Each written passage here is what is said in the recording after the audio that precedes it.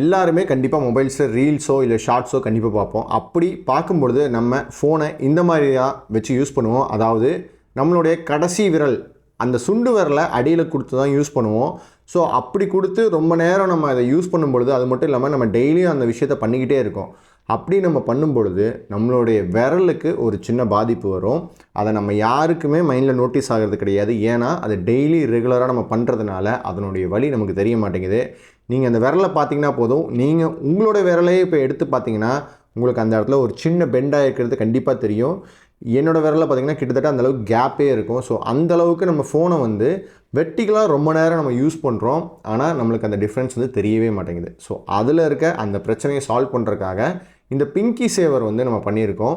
இந்த பிங்கி சேவர் எப்படி யூஸ் ஆகும் அப்படின்னு கேட்டிங்கன்னா, இந்த 2 விரலில் இருக்க மொத்த ப்ரெஷரையும், அதாவது மொபைலோட ஃபுல் வெயிட்டையும் ஒரே ஒரு ஃபிங்கர் மேலே வைக்காமல் 2 ஃபிங்கர் மேலே இது வந்து கொண்டு போகும். அது மட்டும் இல்லாமல் இதை நம்ம யூஸ் பண்ணும்பொழுது நீங்கள் நார்மலாக வச்சு யூஸ் பண்ணுறக்கும் இப்போவும் நிறைய டிஃப்ரென்ஸ் நம்மளுக்கு தெரியும். நீங்கள் ஃபிசிக்கலாக இதை பண்ணிங்கன்னா மட்டும்தான் உங்களுக்கு நல்லாவே தெரியும். அது மட்டும் இல்லாமல் இது நல்லா சாலிடாக இருந்துச்சு. மொபைலும் கீழே விழுகாத மாதிரி முன்னாடி ஒரு சின்ன ஹிஞ்ச் இருந்து.